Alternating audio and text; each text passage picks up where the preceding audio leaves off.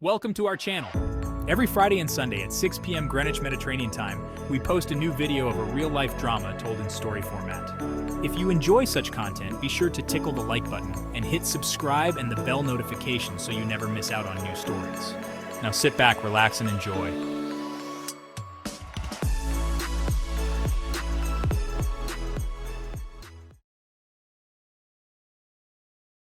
Paul Onions, a young and adventurous British man, had always harbored a dream of traveling the world. His fascination with Australia was particularly strong. The country's rugged landscapes, unique wildlife, and vibrant culture beckoned him. He often found himself daydreaming about the vast Outback, the pristine beaches, and the bustling cities. The adventure, beauty, and experiences awaiting him in the land down under seemed like the ultimate adventure.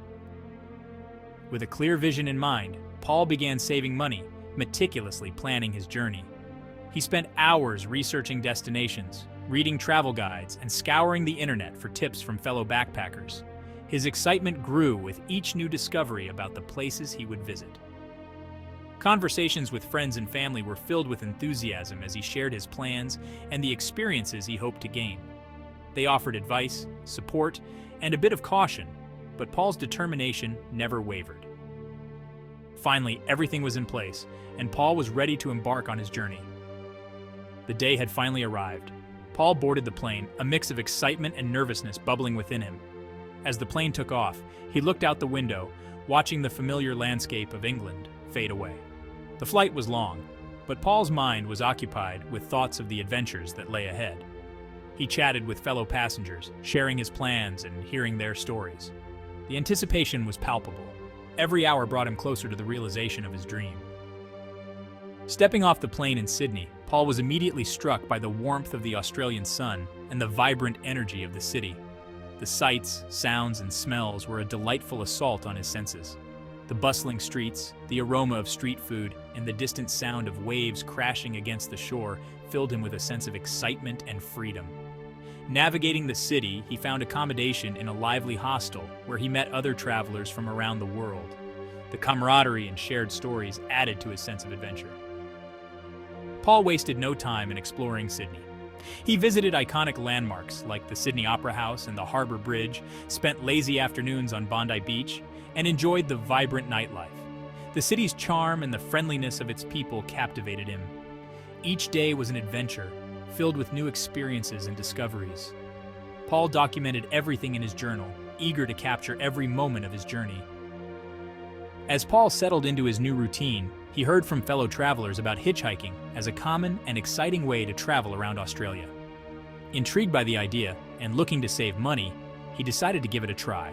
The thought of meeting new people and experiencing the country from a different perspective was appealing. Paul Onions set off from Sydney one bright and sunny morning, his excitement mingling with a hint of nervousness. He stood on the side of the road, thumb out, ready to experience the famed Australian hospitality through hitchhiking. As he waited, the anticipation built within him, each passing car a potential start to a new adventure. The warm breeze carried the scents of eucalyptus and distant saltwater, filling Paul with a sense of freedom. After some time, a car pulled over, and a man behind the wheel introduced himself as Bill. Paul, grateful for the ride, climbed in. The driver, who later would be known as Ivan Milat, seemed friendly enough at first. They exchanged pleasantries, with Milat asking about Paul's travels and plans. The conversation flowed easily, the weather outside pleasant, and the sun casting a warm glow over the landscape as they drove deeper into the countryside.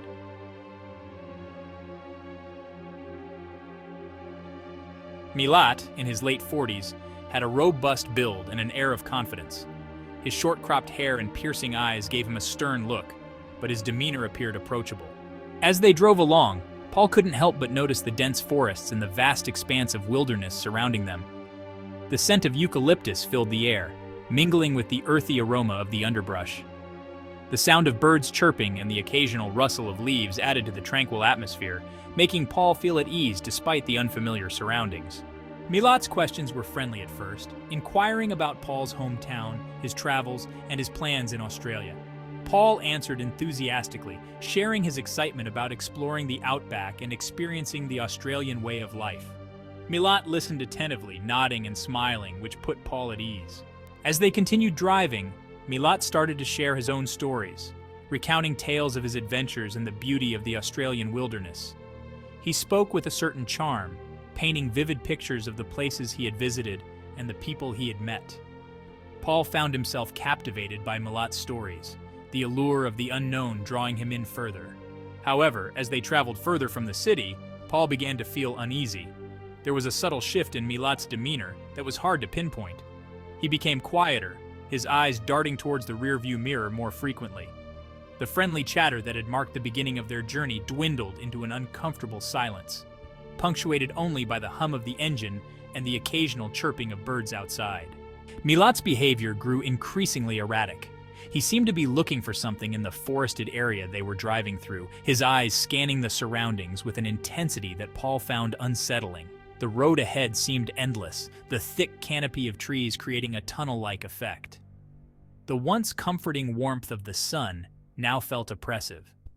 Paul's unease grew as Milat began to slow down, making abrupt stops under the pretense of checking the car or looking at the map.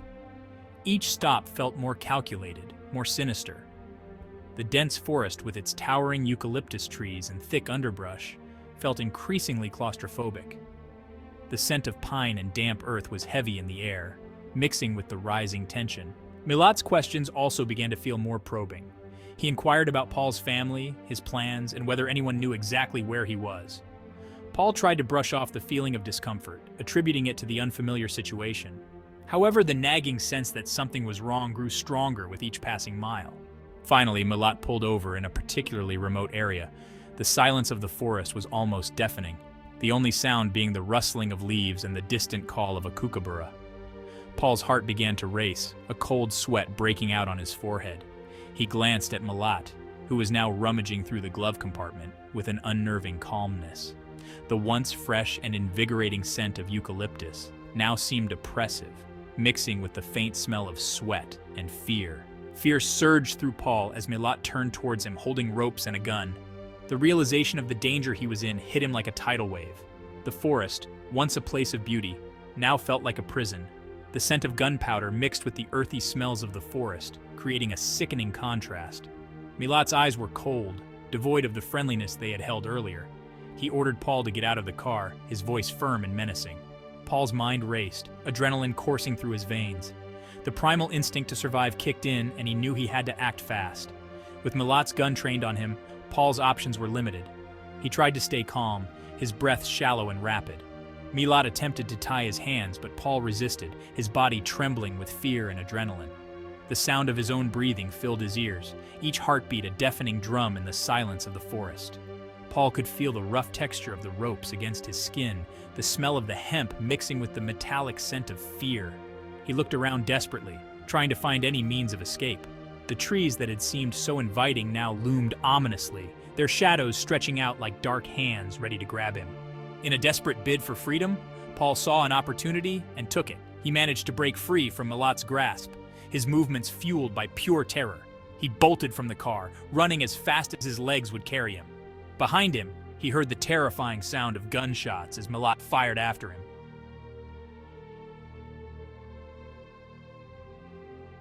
The forest blurred around him, the trees seeming to close in as he sprinted for his life. The smell of gunpowder lingered in the air, mixing with the earthy scents of the wilderness. Paul's heart pounded in his chest, each step a frantic attempt to put distance between himself and his would-be killer. His feet pounded against the uneven ground, the twigs and leaves crunching underfoot. He could hear Milat shouting behind him, but he didn't dare look back. The forest, once a symbol of adventure and freedom, had become a nightmare. The sound of his own labored breathing and the blood rushing in his ears drowned out everything else. The rough bark of the trees scraped against his skin as he dashed through the underbrush, branches tearing at his clothes and skin. Every instinct screamed at him to keep moving, to not stop no matter what. He pushed through the pain, his legs burning as he ran, each step bringing him closer to safety, or so he hoped. He stumbled several times, his feet catching on roots and rocks, but each time he pushed himself back up, fueled by sheer desperation. The forest floor was uneven, the damp earth slippery under his worn shoes. The thought of falling and being caught was unbearable, so he forced himself to keep going, the sound of Milat's footsteps close behind driving him onward. The gunshots continued to ring out, the sharp cracks echoing through the trees. Paul felt a rush of panic each time he heard one, but he didn't slow down. The bullets whizzed past him, the sound terrifyingly close, but he kept moving. The air was thick with the scent of pine and damp earth, a stark contrast to the acrid smell of gunpowder that lingered in the air. Paul's senses were heightened, every sound and smell amplified by his fear. The forest seemed to close in around him, the trees looming larger and more menacing with each passing moment. He could hear the rustling of leaves and the distant calls of birds, but his focus was solely on escaping, on putting as much distance between himself and Milat as possible. The forest seemed endless, the trees stretching out in every direction, but he knew he couldn't stop. He had to keep moving, had to keep running, had to survive. As Paul ran deeper into the forest, the dense canopy above blocked out much of the sunlight, casting long shadows that made the terrain even more treacherous. The air grew cooler, and the forest floor was damp with morning dew. The scent of moss and wet earth was overpowering, mingling with the ever-present smell of fear. Each step was a battle against the slippery ground and the thick underbrush that clawed at his legs. Milat's shouts grew more distant, but Paul knew he couldn't let his guard down. Luck was on Paul's side as he stumbled onto the road and flagged down a passing car. A woman named Joanne Barry, noticing the panic and desperation on his face, stopped and picked him up. The relief was overwhelming, but the fear and adrenaline still coursed through him. Joanne, sensing the gravity of the situation, drove him to the nearest town. Paul, still shaken, reported the incident to the police, providing them with as much detail as he could remember. The initial response was mixed, but Paul knew he had narrowly escaped a fate worse than death.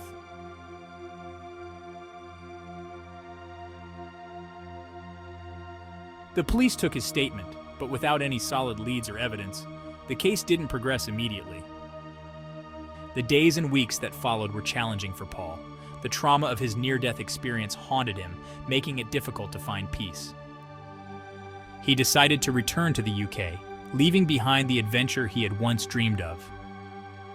Despite the distance, the memories of that day in the forest remained vivid. The fear, the adrenaline, and the desperate fight for survival were etched into his mind. Every time he closed his eyes, he could see Milat's cold eyes and feel the weight of the ropes on his wrists. Years later, when the bodies of Milat's victims were discovered, Paul's testimony became crucial. His detailed description of Milat and the encounter provided the police with the breakthrough they needed to identify and capture Ivan Milat. In May 1994, Ivan Milat was arrested. The police found an alarming cache of weapons and personal belongings of the victims at his home. The evidence was damning, and Milat was charged with multiple counts of murder and the attempted murder of Paul Onions. The news of Milat's arrest and the connection to the backpacker murders brought a mix of emotions for Paul. Relief that justice was being served, but also a deep sadness for the victims who had not been as fortunate as he was. The trial was intense, with the courtroom filled with the families of the victims and a public eager for justice. Paul's role in the trial was significant, and his testimony helped secure Milat's conviction. His victims included James Gibson and Deborah Everest, both murdered in December 1989. Simone Schmidl, murdered in January 1991. Gabor Neugebauer and Anja Habshid, both murdered in December 1991. Caroline Clark and Joanne Walters, both murdered in April 1992. Milat's trial began in March 1996, and he was found guilty on July 27, 1996. He was sentenced to 7 consecutive life sentences without the possibility of parole. Additionally, he received 18 years for the attempted abduction of Paul Onions. Milat's crimes were characterized by their brutality, with evidence showing that his victims had been tortured before being killed. His conviction brought a sense of justice to the victims' families and highlighted the dangers that backpackers faced during that period in Australia. For Paul, the experience was a stark reminder of the fragility of life and the importance of vigilance. His survival and actions had played a crucial role in bringing a serial killer to justice. The impact of his encounter with Milat would stay with him forever, a dark chapter in an otherwise adventurous life.